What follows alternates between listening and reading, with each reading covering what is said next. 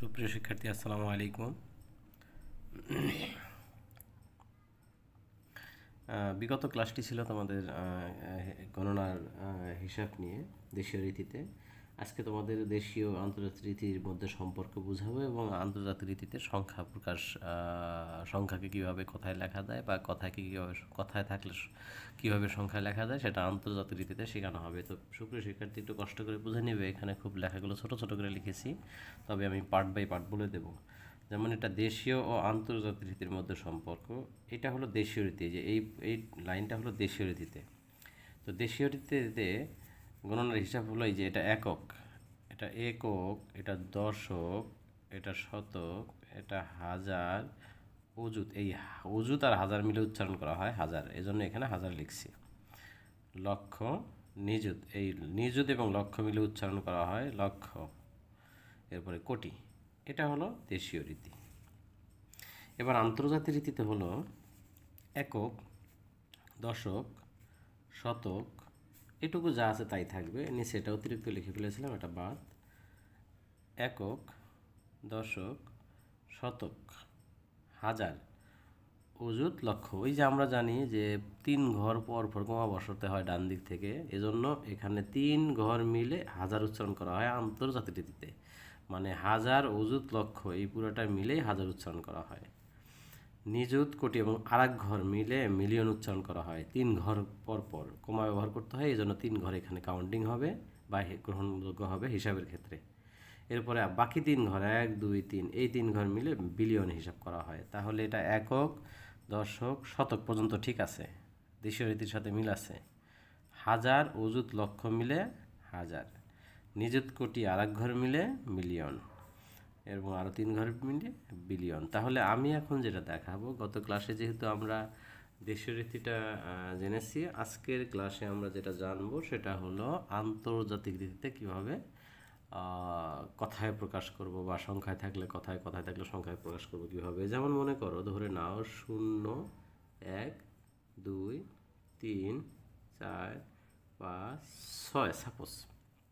প্রথমে একটা বড় সংখ্যা লিখে নিলাম, 3 ঘর পর পর কমা ব্যবহার করব। তাহলে দেখো, একক, দশক, শতক ঠিক আছে, এই পুরোটা হলো হাজার, এইটুকু হাজার। এরপরে হলো মিলিয়ন। তাহলে মিলিয়নের ঘরে কত আছে? 6। সো এটা লিখতে হবে 6 মিলিয়ন। 6 মিলিয়ন। হাজারের ঘরে দেখো আছে 543। 543। যদি এখানে মনে করো শূন্য থাকতো তাহলে শুধু 43 হতো। 5 আর 4 না থেকে যদি এখানে 0 0 থাকতো শুধু 3 মিলিয়ন হতো। তাহলে এখানে 6 মিলিয়ন, সরি 3 মিলিয়ন না, 3000 হতো। এখানে 6 মিলিয়ন 543,000, 543,210,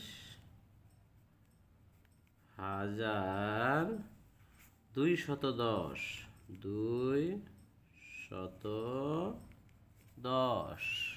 আচ্ছা, এরপর মনে করো আরেকটা সংখ্যা যদি ডিজিট যদি বাড়িয়ে দেই, মনে করো 7, 6, 5, 4, 3, 2, 1, 0। তাহলে 3 ঘর পর এখানে দেখো একক, দশক, শতক ঠিক আছে। এবার মিলিয়ন কাউন্টিং হবে, তাহলে এক্ষেত্রে আসতেছে, সরি এখানে হাজার কাউন্টিং হবে, হাজার হাজার। একক, দশক, শতক ঠিক আছে, এখানে হাজার কাউন্টিং হবে, তাহলে 543,000 আগেরটার মতোই। এরপরে হলো মিলিয়ন। তাহলে মিলিয়নের ঘরে কত আছে? 76। সো এটা হবে এই 76 মিলিয়ন।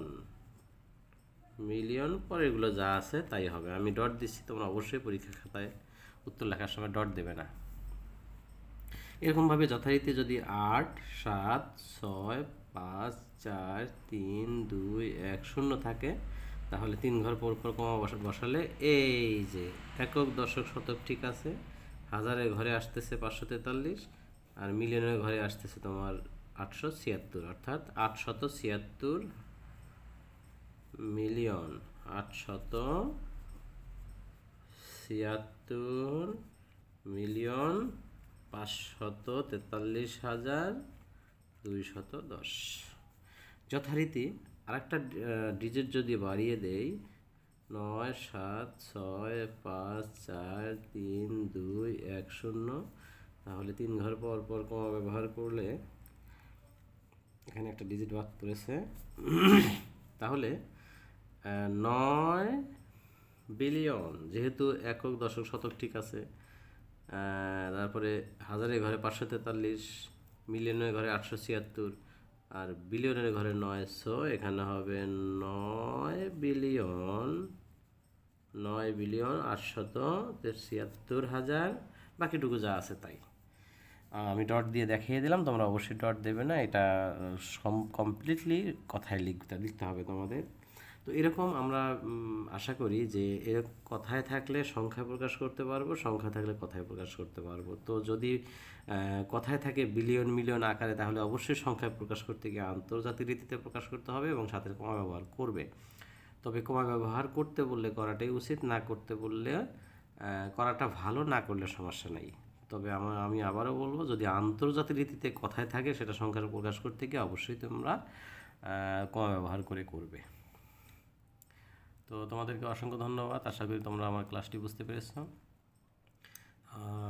তোমরা কতটুকু বুঝতে পেরেছো, তোমাদের ক্লাসটি কতটুকু ভালো লেগেছে, কমেন্টসে মতামত জানিয়ে উপকৃত করবে ইনশাআল্লাহ। আসসালামু আলাইকুম ওয়া রাহমাতুল্লাহ।